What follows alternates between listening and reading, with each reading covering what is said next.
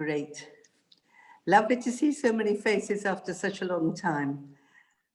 How fitting that we had the minute silence this morning as we too are remembering Kristallnacht in Berlin in 1938.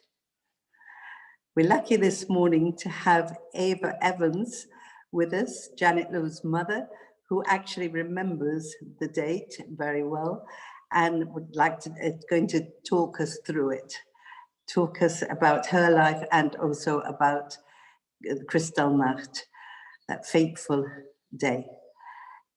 After Janet and Eva have spoken, Bea Lefkowitz will also tell us a little more about Kristallnacht, and she has a short film that she's going to show us of other survivors of Kristallnacht. So without further ado, I'll hand over to Janet. Hello, fantastic to see all of you here. And for my mother, particularly special, all her grandchildren are here as well, even from Israel. So we're really proud about that. And we've also got somebody from Germany. So it's quite international, called Steffi, and I'll come to Steffi later. So anyway, I'd like to talk, first of all, give you a bit of background about my mother to put it all into context before we go on to the experience, her memory of Kristallnacht. Mum was born in 1924 in Berlin, in Kaiser Allee, and she was the youngest of 3 children, quite a big age gap actually between her brother and sister, 10 years. When things really started to fire off in terms of the fact that she had quite fairly happy childhood, she was about 10 years old when things started to change. And actually, Mum, before I start asking Mum questions, I thought I'd use her memoirs as a means to spark off some of her memories, because actually she started writing her memoirs, which has been a wonderful way of her bringing back some of the things that she has put away in her mind for many, many years. So one of the first things that she wrote with regard to the Nazis, that she felt that Nazis were taking control, was the following quote: "Once my sister and brother left home, our life changed slowly and imperceptibly. The drift of Nazi policies began more obvious by the very fact that our family life had been disrupted. Although my parents did their best to ignore the more obvious changes in the political situation, they believed that this phase could not last. I do not think they were affected, even if only subconsciously. I began to feel a dark atmosphere pressing down on me." What was the first time, Mummy, where you felt things had begun to change in your life? And you were probably about 10 years old at the time. Well, no one was happy in the Jewish population. Everybody tried to pretend that life was going on normally, but it wasn't. There were various restrictions from the beginning, and people didn't want to face it. And you personally, how did it, go back to that time, how did you think in terms of the household? What did you feel? Well, my parents were very emancipated, and I think you could say that about quite a large proportion of German Jews, they felt absolutely at home in Germany. They couldn't believe what was happening when Hitler showed his first sign of power and control of the people. And they were horrified in a way, but they did not let it come to the surface of their life. They all pretended that it wasn't so bad after all, and it would pass. And that was particularly true of my family, who felt perfectly happy in Germany. It had been there actually for generations, and they were at home. And my father was very happy. He had a good practice. What was your father? What was his job, his profession? Well, he was a GP with a specialty in tuberculosis, which at that time was rife. And he was also doing research work at a well-known Kaiser Wilhelm Institute, which was an honor. Right. And in fact, he carried on there until 1936, which was quite rare. And it was really only in 1938, and actually before Kristallnacht, when he was told that he could no longer work, and an area doctor was put into his surgery. How did that happen? Where did you go? Well, the surgery was in our home. We had a very large apartment in one of these enormous mansions, really, which were built in Berlin, and it went all around the building. There was a sort of, was it a courtyard? Yard, enormous yard where people went in who lived in the back, and we lived in the front, up the best staircase. And our apartment actually had been divided up in a sense, not with walls or anything. It was left as it was, but you could live in the back. And my father was told that he would be allowed to live in the back of the apartment, which meant not going up the normal staircase, but the back stairs where your deliveries came right into the kitchen. And he stood up to that, never said a word. And he wasn't allowed to practice as a doctor anymore? No, he could not practice, but he felt that he'd always wisely watched his money, even during the inflation, which was a terrible period in Germany in the 1920s. And he kept his fortune more or less intact. He could live without working, and this is what kept him going. And at that time, he didn't talk about emigration or anything like that? No, it was only when he saw, as regards my brother and sister, who were almost adult by that stage and finished their education, he said they will never have a future in Germany, and it was best for them to emigrate. But he himself had no wish to emigrate. He would go through these hard times which were happening, and so tell that me, was his idea, that he would, well, he did outlive Hitler, of course, yeah, but he didn't think that somebody like Hitler could govern Germany forever. So that's interesting. So, Mummy, tell me something. I found it really interesting when you told me about your school. What happened in terms of you being at school? Well, my father was always very keen on education. That was always on the tip of his tongue. You have to have a good education. My sister went to, she was called Sicilian Schule, like an English grammar school, with very high intellectual standards. And I was there when I was 10 years old. I was sent there. And at the time, a new law came out that Jewish students, talking about school education, could not stay in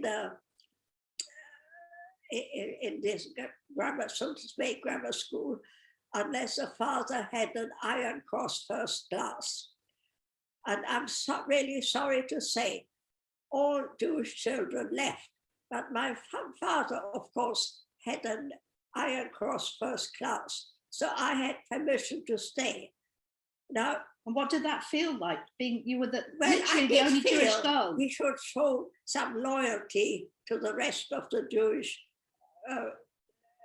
community or in Berlin, and I should have been taken out of the school. That didn't cross my mind.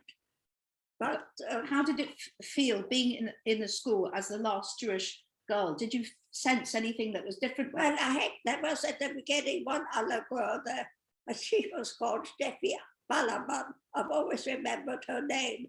I think that was some consolation to me. But she emigrated to the USA after a very short while, and I was definitely the only Jewish girl. You mentioned about a party, the famous party that you got invited to.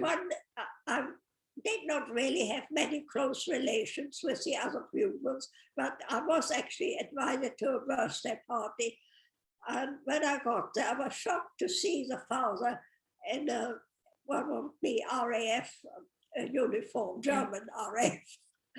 And he looked at me a bit doubtfully, not unkindly, but I was sure that he recognized that I was Jewish.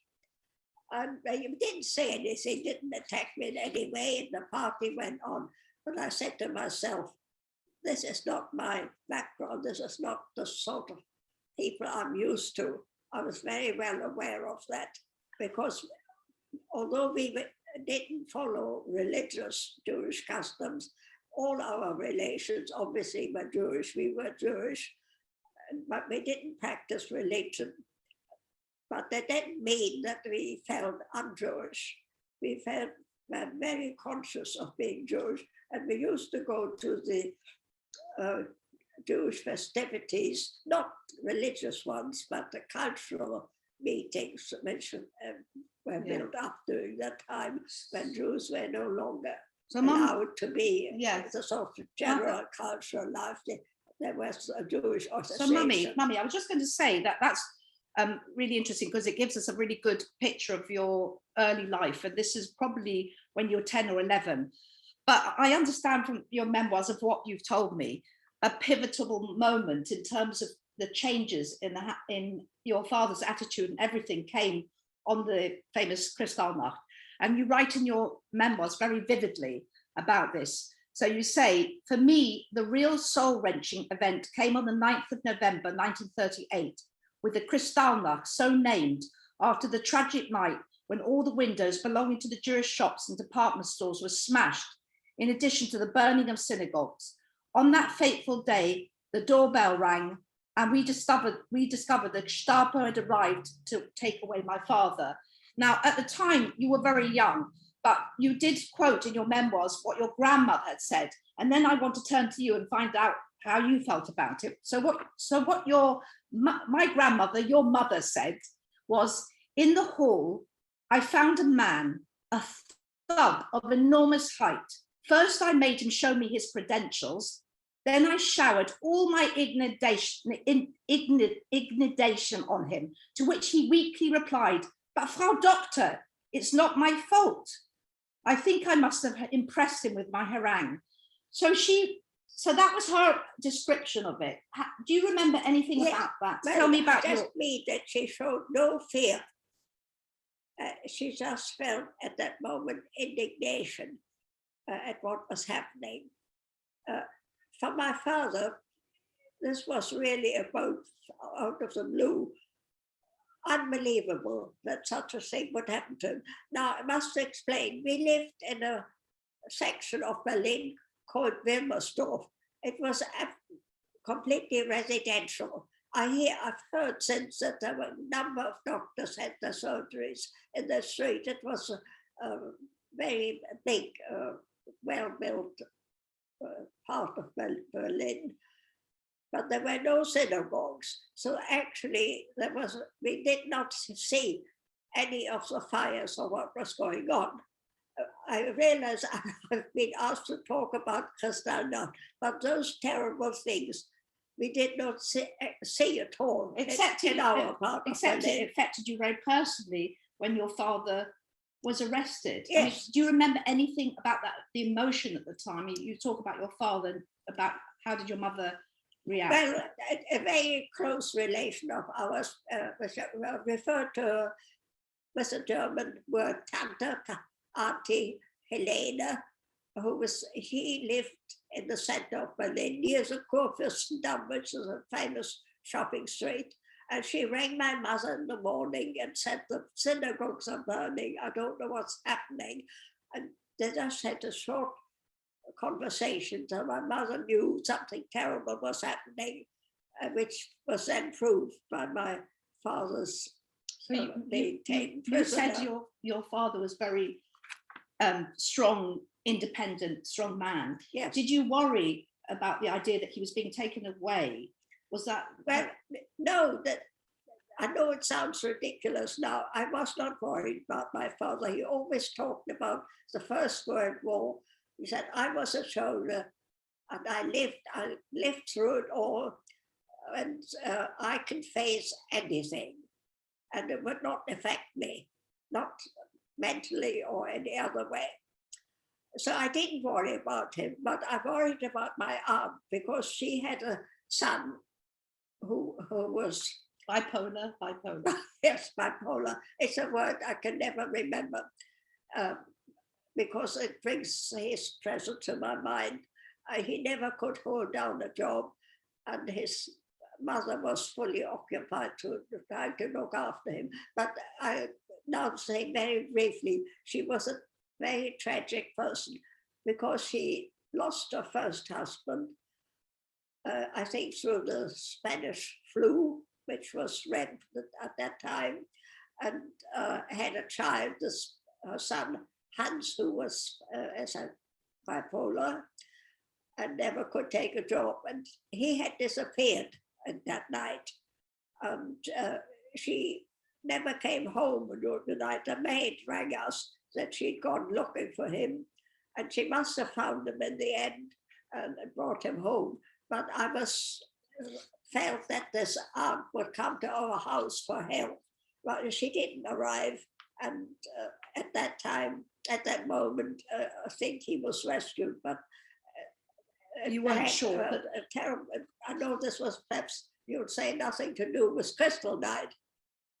But then all the after effects. But I find that really interesting because it's almost like you didn't worry about your father. You put all your anxieties onto your aunt. Yes. And you tried to put what has happened to your father out of your mind. You knew he'd been arrested. Yes. So I want to just come on to that. I want to first of all ask you, very much later, your father told you what happened after he got arrested and that there were 3 opportunities for him to escape. Can you tell me a bit about that? Yes, I feel, as I've been asked to talk about Kristallnacht, I do feel these were very unusual circumstances because there were 2. There was a great, enormous son. I don't suppose he was really as big as my mother imagined. Anyway, these 2 men took him away, but immediately had no chance to pick up any belongings or money or anything else. And then they gave him, amazing as it may seem, 3 opportunities to escape, of which he made no use, and it was inexplicable. What were those opportunities? Right, the first thing they did, they stopped at the tobacconist, left him standing outside to buy cigarettes. The next thing, they went to a public convenience and left him outside.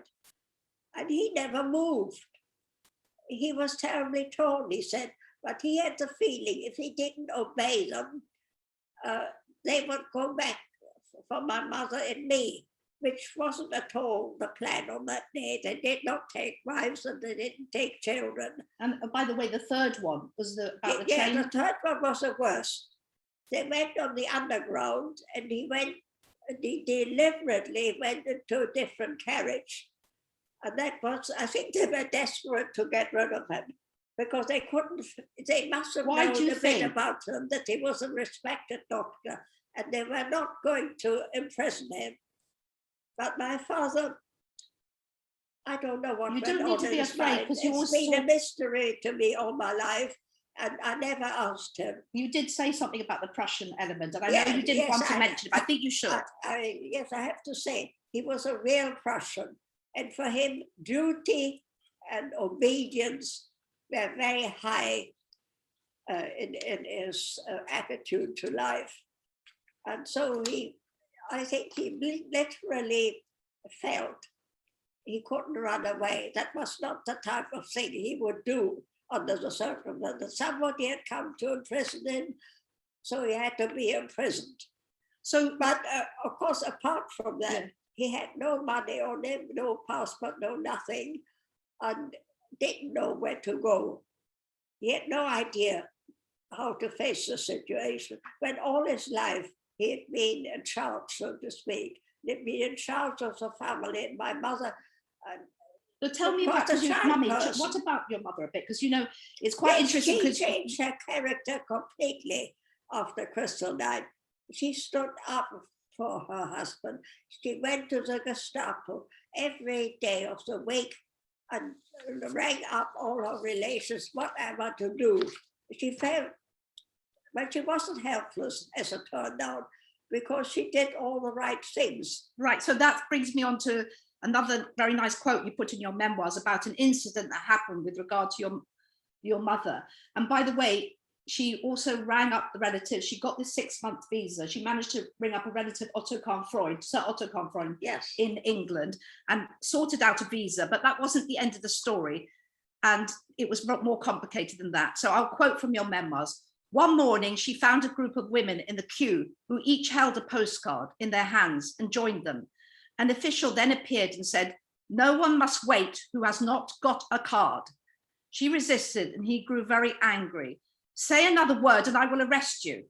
My mother sat down quietly in spite of the threat.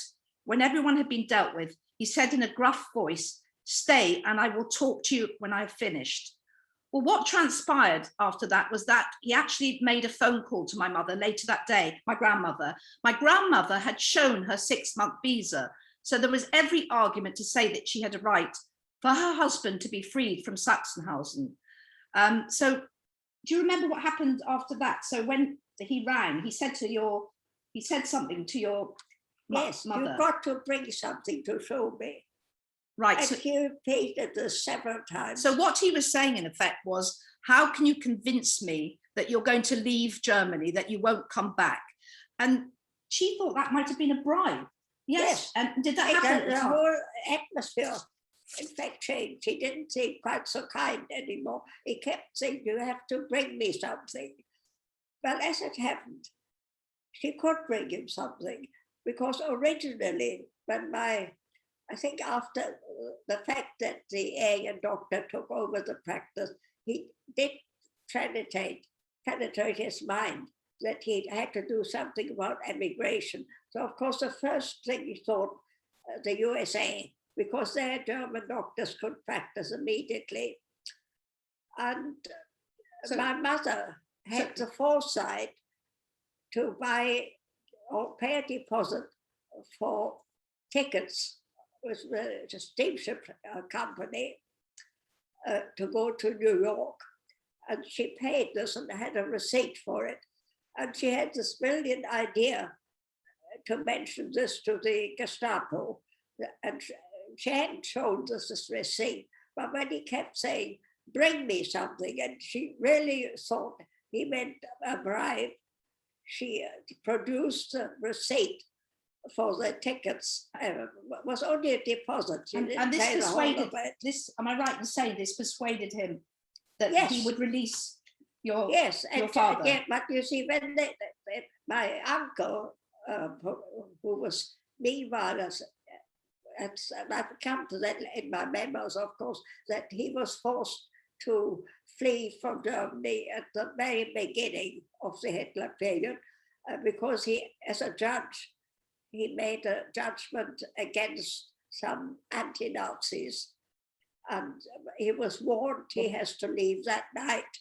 Yeah. And he had an Aryan wife. I have to keep mentioning the word Aryan because it's gone out completely from general conversation. But during this period in Germany, we talked about Aryans and non-Aryans, and it was on everybody's tongue, this word. And he helped you. He was the instrumental in getting you this visa.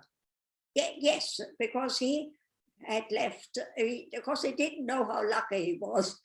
It was a terrible shock to him to rush away from Germany overnight. And they meanwhile had imprisoned their maid, but his wife was Aryan, as I said, and she could travel.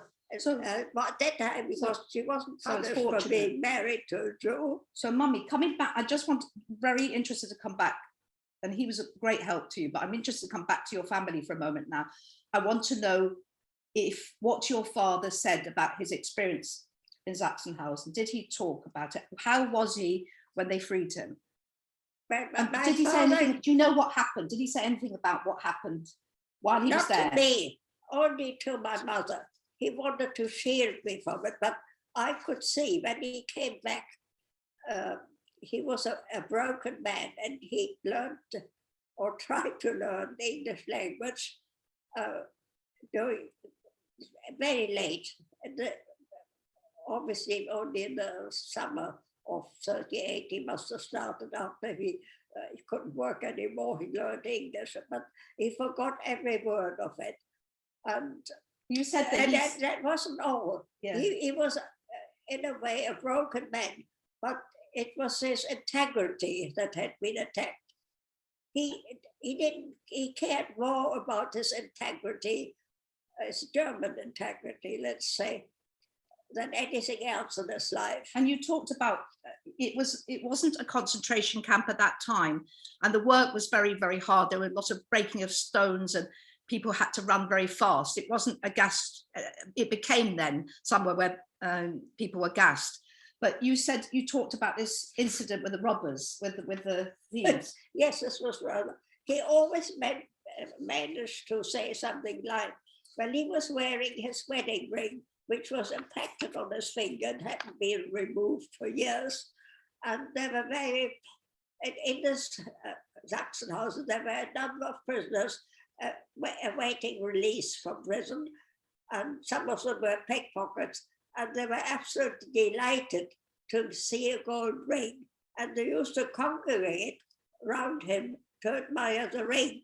Nothing happened to him. I mean, I always felt in later days that somebody would have cut his finger off to get the ring, but nothing happened. They just enjoyed the pleasure of being near their own profession of stealing gold rings. But the sad thing was, sad aspect, he lost. When he didn't talk about nothing, he lost relatives. One of his brothers was in the camp and died from hard work, carrying stones. The father of the future father-in-law of my sister also died. I mean, these were elderly men. And well, my father was also elderly then, but he was a very strong man. I report this business about being given the opportunity to escape, because I haven't heard, obviously my experience is limited, but I have not heard about this happening to anybody. And I don't think it's mentioned in literature about this period. This is when I was asked to talk about Kristallnacht. It is an example of what happened. Yeah, no, that's wonderful. I mean, it's really interesting. I'm sure everybody's found that a very interesting incident. I mean, unbelievable. So what year was it when you left in the end? When you left yes, the thing was that as long as you paid up all these things, SHtory, which was a main payment to the German Nazi Party, you had to get rid of all your assets. Well, I should mention that another side, no, perhaps, well, it was very apt for Kristallnacht, that we had another cousin in England who had been in America and made a fortune. He then decided to retire in Germany, and he worked as in the financial, what do we call it, financial market, trade. yeah. And he was a bachelor. He made a will that his German relations should inherit from him, but they could not be paid out in Germany, only in England. So we had these two people, one who had fled, had to flee very early, and was also able to take all his belongings to England, although he had to study law again from scratch to make a living. But he became a famous professor in England. Count Freud was his name. I was just about to say, so there would this inheritance meant didn't the Gestapo officer or somebody say how lucky your family was? You see, we lived in a different district to our aunt, and this man who was questioning my mother said, "Your uncle was very wise to make this, to say that this money could not be paid out in Germany, because in the case of my aunt in a different tax district, they said the complete opposite. They said, you will not be able to leave Germany until this money is paid out, the inheritance. I think that just, to me, that epitomizes so much about chance being involved in it. There was one aunt who just didn't get that money that was due to her, and there was my mother who was fortunate. So I just want to sort of round off, really, they settled in England, had 3 children. She worked in the European community, and she actually got an MBE later in life, which was wonderful. And the most amazing thing is that now in her 90s, 97, she doesn't mind me saying, she's actually got a new leaf to her book, which is that she started, because of Zoom, she started making teaching or answering questions to children in Berlin in a primary school. And I've met someone called Steffi who's here now. And I'd love Steffi to say a little bit about the impression of, what it's made to the children, your pupils. And Steffi lives in Berlin. Steffi's from Berlin. Can you unmute yourself? Yeah. Well, a lot of refugees teach. Yes. So I'm talking now. So my name is Steffi Mühlbauer, and you can read Eva. It's my friend. I'm at hers, and I use her computer. So they write Eva Kasparek, but I'm Steffi Mühlbauer. And yes, my children on Friday, I showed them this nice letter from Windsor Castle, and they were like, oh my God. I'm going to read a bit out of it. The president, yes. I'm going to come to that, Steffi. Yes. So what about, yeah. They were like, oh my God. And they are really, really, really amazed. And they really tell other children from other classes that they have interview with Eva, and it was so interesting. And they feel, I mean, they don't understand everything because they are 10 years old, but you explain it so good. They can, I talk with them after, if they ask me after the meeting, and I can feel that they understand the feeling. How was the feeling? That it was really bad, but the good thing, I really want to say one thing, which is really the good project for them, because as they see you, Eva, as you are strong, as you laugh a lot, you have a big humor, and you laugh, and you can explain the bad things in a way. Children are not anxious, they can understand, they want to understand, but they are not anxious, they want to know, and they're interested. And this kind of telling and talking about these bad stories, the kind of telling is you amaze my children. It's not, it's a thing you are doing, because last year we did it with the other class, and they still are like, could we have another interview with Eva Evans? It was so interesting. And you can, as you laugh, as you have your kind of telling is for the children so nice. They are not like, that's fantastic, Steffi. I'm really grateful. In fact, you know what? I'm going to summarize the whole thing, and then we will move on, because we want to get Bayer in. But I just want to read that letter, Steffi, because of Steffi writing to the German president. What's his name? I forget his name. Frank-Walter Steinmeier. Okay, Steinmeier wrote a letter to my mother, and this is what he said. The circumstances that forced you and your family to leave your home in 1939 brought shame on Germany. The fact that you choose to talk to pupils in Berlin about your childhood and your family's fate is admirable and fills me with great thankfulness and great humility. It is important for young people to learn about how much suffering was wrought upon humanity by racism and anti-Semitism. Having a survivor like you speak to them about everything you experienced firsthand is of great value. Please rest assured that the vast majority of people in Germany today reject and take a firm stand against hatred of Jews and nationalism. We will not allow this spectre of the past to again divide people and cause suffering and misery. And finally, I have learned that your father, Dr. Felix Kopstock, was deported to Sachsenhausen concentration camp after the night of the pogrom in November 1938. I plan to visit the memorial this year to mark the anniversary. When I do, your father and the humiliation that he and so many others were subjected to will be on my mind.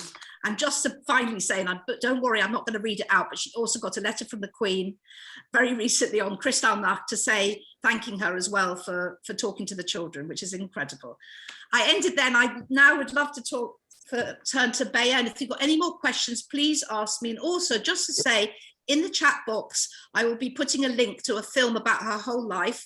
And this is based on an AGR interview done by Refugee Voices, which I cut together with visuals. And please, please, if you get a chance to look at it, I think you'll find it really interesting. It was done in 2006. Bea. Before Bea comes on, before she comes on, there will be time for questions after Bea has spoken and shown her film. I'm looking forward to hearing from you, especially Susie. But put over to Bea now. Okay, thank you so much.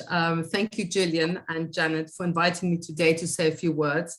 But most importantly, thank you, Eva, for sharing your story today in my story, and what a privilege it is to be here and be able to listen to you. And I'm so glad that we did interview you 15 years ago in 2006. And as Janet said, you can see that interview in the film she cut together. So in a few moments, I will show you a short film with recollection from the November pogrom in 1938, often referred to as Kristallnacht.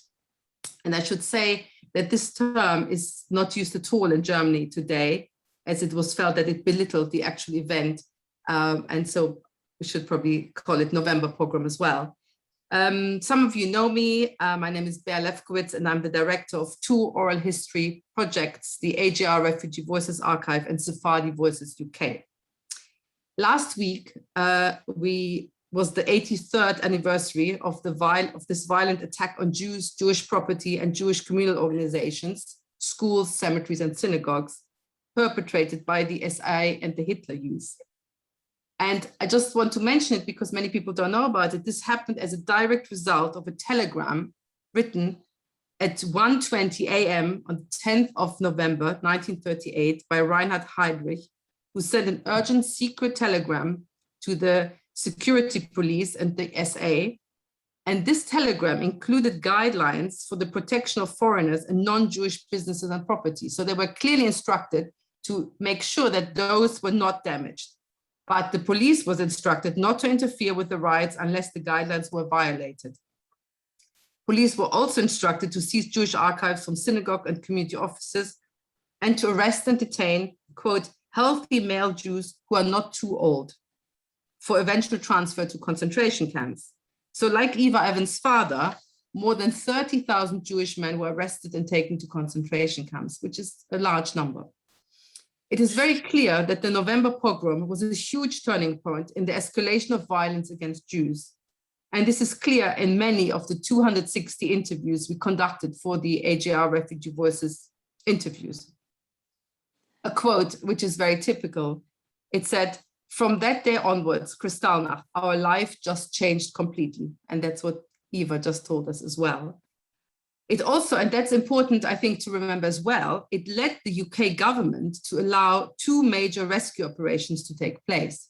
The first one, which many of you will know about, is the Kindertransport, the 10,000 unaccompanied children who were allowed to come to Britain. And the first Kindertransport indeed arrived on the 2nd of December in 1938. And the second rescue mission, which is less known about, is a creation of a refugee transit camp. 4,000 adult men, many of them had been imprisoned in concentration camps, were allowed to come to Kitchener camp on transit visas. And the first men arrived in February 1939. And this is linked to what Janet and Eva were saying. If you could prove that you had somewhere to go, the men were released from prison. So those 4,000 men were saved because they could come to Kitchener. As an oral historian, I've often have to explain the value of oral history and personal memories. And I normally answer that only through the voices of the interviewees we can understand how historical events were experienced and how they are remembered by eyewitnesses today. The interviews provide us with a unique gateway to understand the nuances of history and the textures of lived experiences. But I think the experiences and narration of Kristallnacht in the Refugee Voices testimonies are a very strong example of this point. Perhaps Kristallnacht makes the values of oral history so clear, as it is an event which we know so much about. And I think you will see what I mean when we watch the testimonies. So I'm going to show you a short film with testimonies of Kurt Marx from Cologne and John Itzbicki, whom some of you might know, who was a Guardian journalist from Berlin. And they both came to the UK as children. So now let me proceed to show you the 6-minute film. Let's hope this works.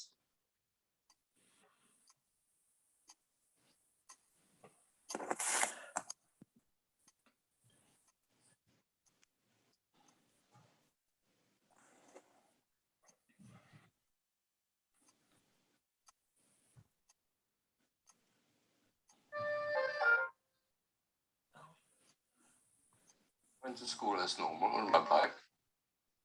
On the corner of our street was a toy shop, which was there until fairly recently, strangely enough. It's been a toy shop all these years. Only recently has it been changed. When I came out, there's one of the glass windows, one of the windows had been smashed. Well, it could have been an accident. I saw it. And there used to be a game called, English is called Ludo, Mensch ärger dich. And there was this thing flapping in the wind and it says Mensch ärger dich. But I could still see it. Anyway, I carried on to school. When I get to school, commotion, smoke coming out of the building, teacher outside the school. No school today. Didn't know why. Go home and whatever. Well, you don't have to tell a boy twice, go home, no school. Wasn't such a pleasure for me, you know. So the day off is very good. So I thought, well, before I go home, I'll go and visit my uncle, the butcher, you know, which is not very far from there. When I get there, completely destroyed. Windows smashed. Inside was a large shop with all marble smashed to small pieces. And then suddenly I said, first, shop on the corner where we live, then the school, now this. There's something obviously wrong somewhere. I was having my afternoon rest and woke up to hear a lot of glass being smashed. And I raced to the window and looked out. I saw that the leatherware shop opposite had been smashed. The windows had been smashed. And just then, a woman who was clearly quite old and who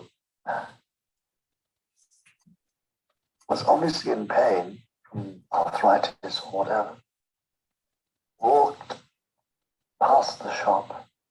And as she did so, she screamed, "Dirty Jews, we should kill a lot of you." And screaming went on and on. And one jagged piece of glass, which was just hanging by a thread, came loose and crashed down on her head. And that evening, my grandmother was there. My parents were still in the shop. It was business as usual as far as they were concerned. And it was starting to get dark at about 6. And I walked to the balcony and stood there and looked out. And in Berlin, things went round very quickly. Gossip, talk, and the street started to fill with people opposite our shop. And they waited, and at 7 o'clock, Nazis are always very timely. They say 7, it's not 1 minute past or 1 minute before, it's 7. I could hear them marching and singing sort of horse special type song. And they marched to the shop, whistling, and threw the first stones and bricks at the window. And the stones and bricks bounced back. It was a curved window. You want that? Nothing broke. Why? What are you doing? What they then did, On the phone to someone. No, it's... to a butcher shop, and went in and said, "Can we borrow your heavy weights?" And the butcher said, "What do you want them for?" And they said, "Want to break the Yid's windows. In that case, you can't have them. Get out." So instead, they smashed his glass counter and knocked him down unconscious and took the heavy weights and went back. And they smashed the window, and I knew my parents were in there. And they picked up glass and threw it through the window at, I presumed, my parents. And I screamed and screamed and screamed. And it left me with a hoarse voice that's been with me ever since.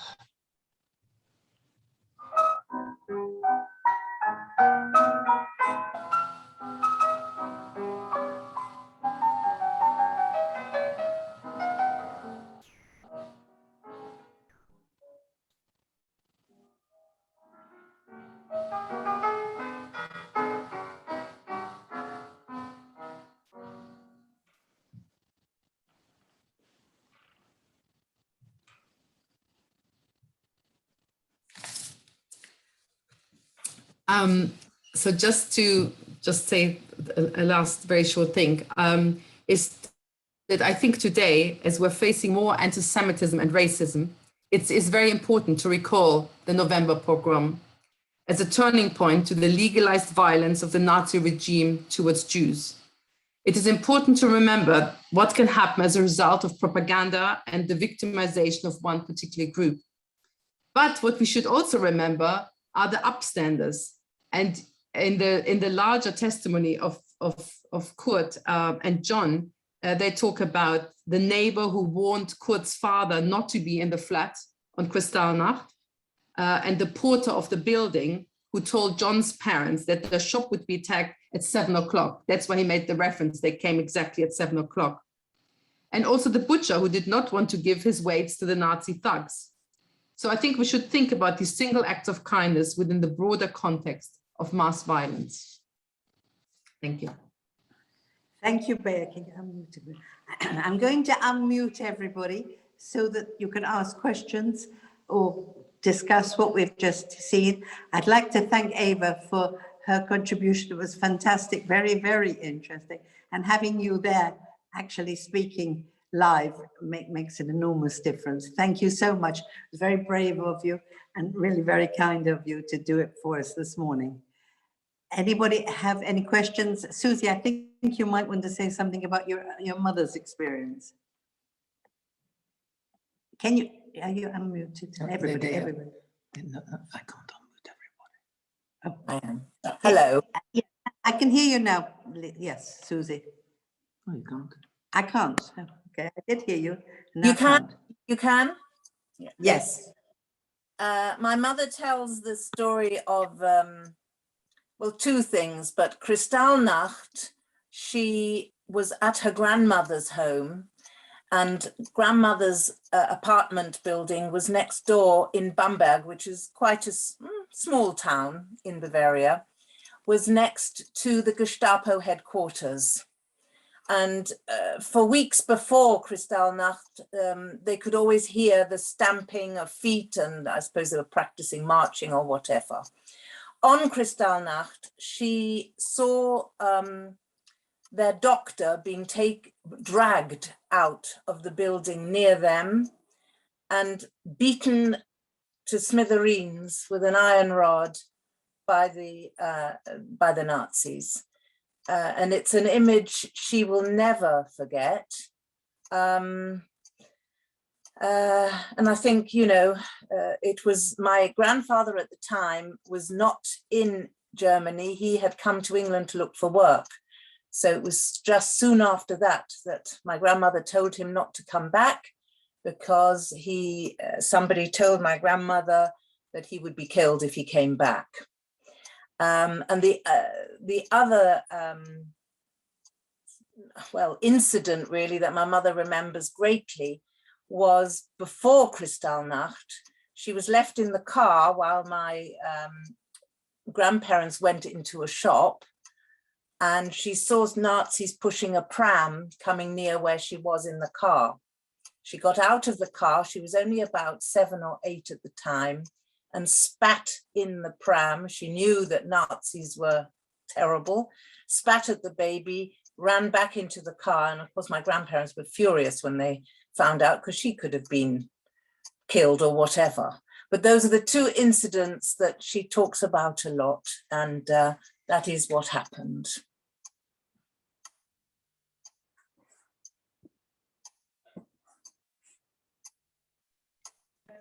Fascinating. And your mother remembered it all those years? All those years, and my mummy's nearly 91 now, but she remembers that as if it was yesterday.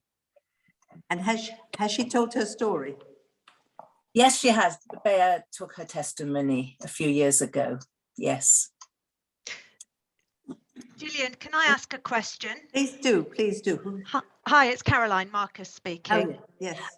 Eva, thank you so much for sharing such a powerful and personal story with us. And Janet, quite remarkable to see you and your mum discussing this together. I have a question, Eva, for you. Bea mentioned upstanders, and we also heard that you have been talking to children at a school. And I wondered, considering that unfortunately there is a rise in anti-Semitism at the moment, what advice from your lived experience would you give to some of the children that you're speaking to about how they can become upstanders, not bystanders, how they can try to make a positive difference in the world today? I know that's quite a long, complicated question, but I suppose I'm just asking, what from your experience would you say to children who want to do right in the world and to combat anti-Semitism today? And can I also say, Ava, that I know from your experience at the Jewish Museum and how remarkable and generous you always were in sharing your stories with visitors there, that I know that you always have wise words to share. Thank you, Caroline. Adel. Yes, Oh, I see. because in a way that's something you might tell children. So she's asking you what you would say to the children so that they don't just stand by, but they do something. That quote. Well, I will just come up with my mother's quotation when she said, "Edel sei der Mensch, hilfreich und gut." That is my religion, she said. What does it mean? And I think we all admire the great writers, be they German or English or whatever, who have such noble ideas. What does it mean, though? What does Adel? It's ethical, isn't it, that you told me? well, Edel means something about the general Noble. population. No. Yeah. Then your Thank you. heart goes out to people. And the very fact that my uncle married an Aryan woman, he appreciated her as a wonderful woman, which she was, Aryan or not. Yeah. But so your advice sometimes to the children? That they have to be open to other religions and other beliefs. And it is really very simple to see who's good and who's bad. Yeah. And you have to choose the right one and encourage the right one. Eva, may I ask you a question, please? Leading on from that last one. Back in 1938, when you went back to school a few days after Kristallnacht, what was the reaction of other children, Jewish children, but there were non-Jewish children and teachers? Well, I think the Jewish schools were closed after Kristallnacht. Certainly. So you don't remember going back to school? She doesn't. No. Yeah. I never went back to school. I see. Can other schools as well? Certainly remember your family, your father's, obviously your mother, everybody changed about the realities of what was happening. Yes. But do you remember any reactions? It's a really good question. Do you remember any reactions of other people about it? No, we didn't see anybody. So, yeah, Tom, so it's Thank you. almost like isolation. It was like isolating, if anything. Yes. Ava, did you have a question? It's not Ava. What to do. And, but there was nothing you could do. There was a long waiting list for every country in the world. Yeah. And some crazy ideas about people going to some islands in the South Seas or something. But nothing ever was fruitful, was suggested. Sorry, did somebody say something? Can I just firstly say hello, how do you do? I'm Caroline Esdale, and my late father, like you, Eva, came from Berlin and witnessed Kristallnacht when he was 14 years old. He lived in a road called Agrikollerstrasse. And firstly, commending you for sharing your story to young children from Berlin now, and also a remarkable story about your father coming out of a concentration camp. Thank you for sharing that.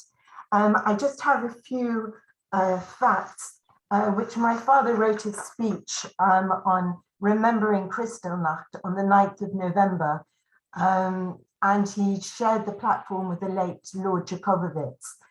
In 191 synagogues were set on fire. A further 76 were completely demolished. 115 Jewish shops were destroyed and thousands were vandalized. And this changed my family's life. My grandmother never made it here, but she was very brave. She queued and got eventually tickets for my father and his sister to come over to the UK on the kinder transport. Yeah, and I just wanted to say thank you for sharing your story. It means a lot to me. Thank you, Caroline. That's really interesting to hear that. And it's not dissimilar experience from my mother. I just wanted to say something to the question from Caroline, what Eva is telling the children for what they should learn about anti-Semitism.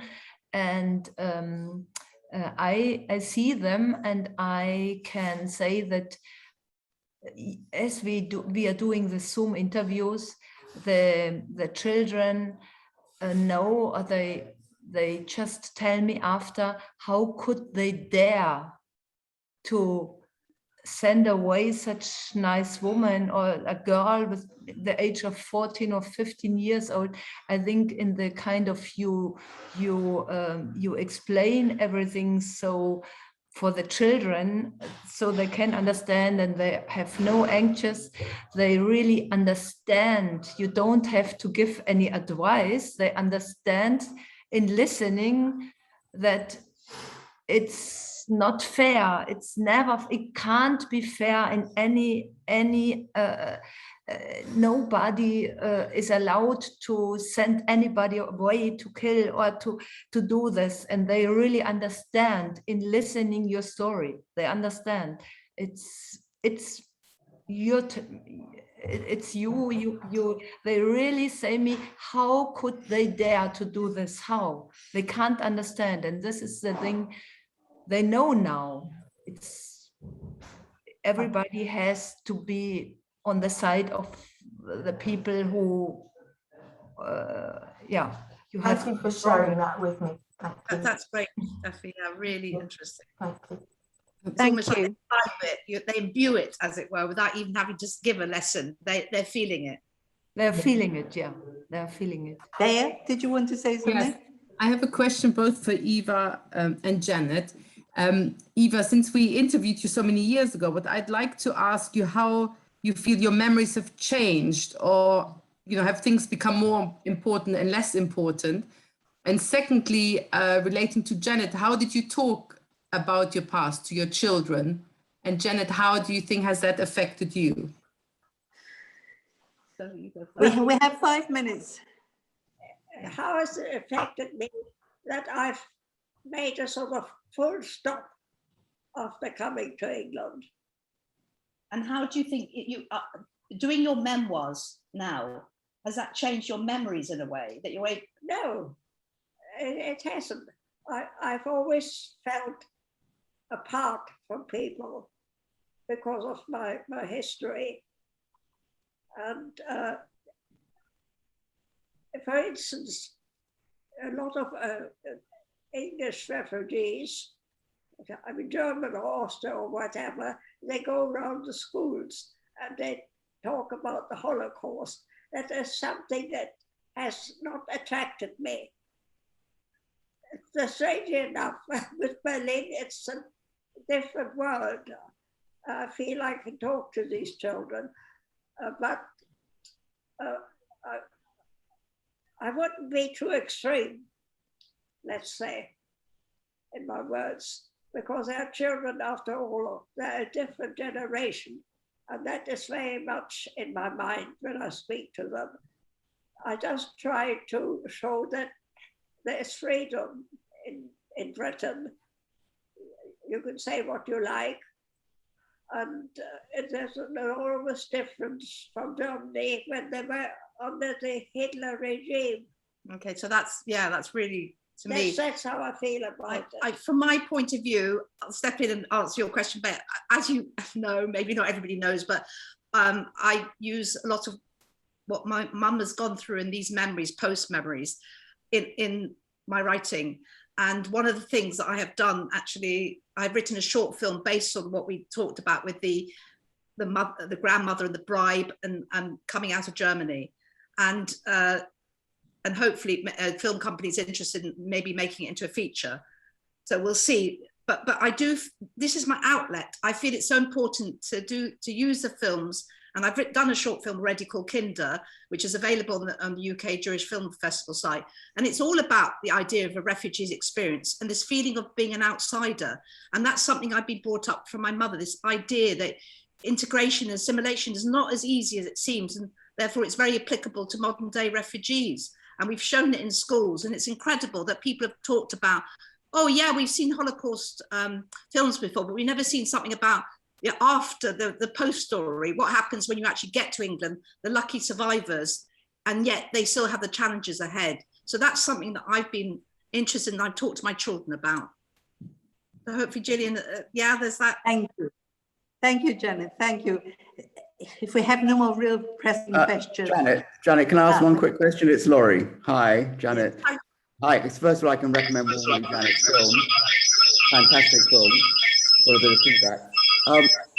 Janet, I think on the chat box that as well. Yeah. Someone's got some feedback there. Pamela, you. Me? Yes. There we go. Janet, I know, like Charlotte, my wife here, that you've just reclaimed German citizenship and you went to the German embassy quite recently, as did Charlotte. I wonder how you felt about that and how Eva felt about that moment when you reclaimed that German citizenship. Restitution. Restitution, yes. I mean, I will say one thing. Funnily enough, there is a film we're featuring in a documentary that's only being shown in France and Germany for Art TV in December, which actually explores this whole element of how I reacted to citizenship and how my mother reacted to citizenship. And it's going to be, hopefully I'll get some sort of copy which I can show, but very complicated. My mother, I turned to my mother. How did you feel, briefly, how did you feel about me getting German citizenship? Be honest. I didn't like it. Why? Well, we've seen the back of Germany and we were so happy to come to England. And my view is all these people queuing up for getting visas for leaving Germany. And there's only one feeling in our heart. We had to leave. We had to leave Germany, never mind what we felt or thought. The most important thing is to find a living in another country. How can you take up the nationality? I know they're different nowadays, but it doesn't make any difference to me. And your grandchildren? They're a different generation as well. They can do, first of all, I'm not a mother or grandmother who will tell my children what to do.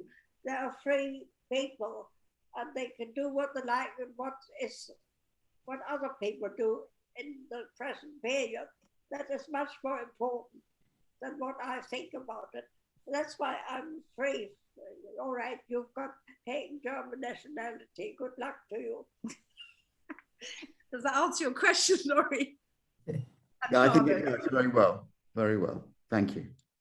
And I just thank everybody for being online. Can I today. ask a question?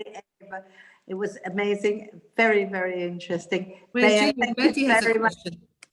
Betty has a question. Sorry. Gillian, Thank you Betty very has a much. question. Can we have one more question? Betty wanted to ask something. Betty, you have to unmute. Yeah. Okay. I wanted to ask, first of all, thank Eva very much for her talk. And I wanted to ask, how did she in fact get in touch with the school? How, because as you probably know and remember, my sister wrote a book and about our life story up to 45. And this has now been translated into English. She wrote it in Hebrew. It's been translated into English, French, and German, and is selling very well in Germany through Amazon. But I've never spoken to a school directly. And how did she contact, or how was contact made with the school? Steffi maybe can say something about this. I'm going to answer this question to say that Steffi, wonderful sort of coincidence or not coincidence. I showed my short film in Berlin at a festival. Steffi was there in the audience. We hit it off immediately. And it was a friendship then. And then afterwards, I think Steffi approached me. Steffi, yeah? You're muted. There was this Corona time, and we had the possibility to do Zoom interviews. And I was like, I want to work with my children. And I was like, maybe it is possible to get Eva in the class with a video meeting. And you said, Jeanette said, yes, I asked her. And so we started this interview. So it was a positive effect from the Corona time, because otherwise I wouldn't have had the tool Zoom meeting or this. So it was the idea of, I want to work with my children, and I had the idea, why not? I just asked, because I phoned with Eva once short because you said, won't you call say something to my mother?